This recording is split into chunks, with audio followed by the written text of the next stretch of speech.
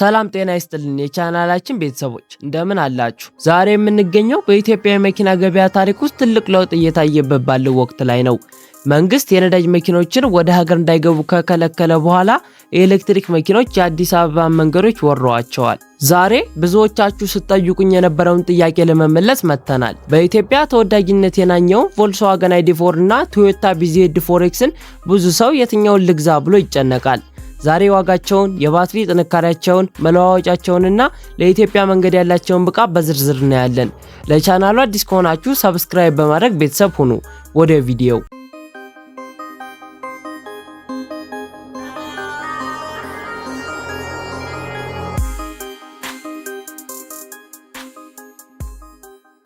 በመጀመሪያ የውጭና የውስጥ ዲዛይንን እንመለከታለን።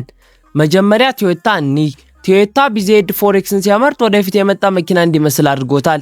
የፊት ቅርጹ በጣም አግሬሲቭ ነው። ጎማው አካባቢ ያለው ጥቁር ፕላስቲክ መኪናውን ለቆሻሻ መንገድ ዝግጁ መሆኑን ያሳያል። ውስጥ ስንገባ ደግሞ ስትሪንግ ዊል እና ዳሽቦርድ ልክ እንደ አውሮፕላን ነው የተቀረጸው። ነገር ግን የውስጥ ክፍሉ ካቢኒ ወይም ጋቢናው ከቮልክስዋገን አንጻር ሲታይ ትንሽ ጠበብ ይላል። ወደ ቮልክስዋገን ስንመጣ ደግሞ ነገሩ ይለያል። ዲዛይኑ በጣም ክሊን እና ለስላሳ ነው። የውስጥ ክፍሉ በሚገርም ሁኔታ ሰፊ ነው። በተለይ የኋላ ወንበር ላይ ለሚቀመጡ ሰዎች የሚሰጠው የግርጌ ቦታ በጣም ሰፊ ነው። የመኪናው ጣሪያ ሙሉ በሙሉ መስታወት በመሆኑ መኪናው ውስጥ ስትሆኑ በጣም ክፍት የሆነ ስሜት ይሰጣችኋል። ባትሪ፣ ሬንጅ እና ቻርጂንግ። አሁን ወደ ዋናው ቁም ነገር እንግባ። የኤሌክትሪክ መኪና ሲነሳ ተመራጭነቱ የሚለካው ሬንጅ ወይም በአንድ ቻርጅ በሚሄደው ርቀት ነው። ቮልክስዋገን ID.4 ክሩዝ ኤክስ ይህ መኪና በኢትዮጵያ ገበያ በብዛት የሚገኘው የ84 ነጥብ ኪሎዋት ሃወር ባትሪ ያለው ነው። በወረቀት ላይ 600 ኪሎ ሜትር ይላል። ነገር ግን በአዲስ አበባ መውጣትና መውረድና በትራፊክ ውስጥ ከ480 እስከ 520 ኪሎ ሜትር በአስተማማኝ ሁኔታ ይጓዛል። ቶዮታ BZ4X ቶዮታ ደግሞ 71.4 ኪሎዋት ሃወር ባትሪ አለው። በአንድ ቻርጅ ከ400 እስከ 450 ኪሎ ሜትር አካባቢ ይጓዛል። እዚህ ጋር ነው ቮልክስዋገን በሬንጅ ይበልጣል። ሌላው ትልቅ ነጥብ ሶፍትዌሩ ነው። ቮልክስዋገን ID.4 ከቻይና ስለሚመጣ ሶፍትዌሩ ብዙ ጊዜ ቻይንኛ ነው። ነገር ግን አሁን አዲስ አበባ ውስጥ ወደ እንግሊዘኛ የሚቀየሩ ጎበዝ ባለሙያዎች አሉ። ቶዮታ ግን ብዙውን ጊዜ እንግሊዘኛ ሆኖ ነው የሚመጣው። የመንገድ ብቃትና ጥገና የኢትዮጵያ መንገድ እንደሚታወቀው ወጣ ገባ ነው። ሁለቱም መኪናዎች CVU ስለሆኑ መሬት አይነኩም። ነገር ግን የቶዮታ ሰስፔንሽኑ ትንሽ ጠንከር ያለ ነው። ይህ ደግሞ ለገጠር መንገዶች የተሻለ ያደርገዋል። ቮልክስዋገን ግን በጣም ለስላሳ ስሙዝ ነው። ለከተማ ምቾት ተወዳዳሪ የለውም።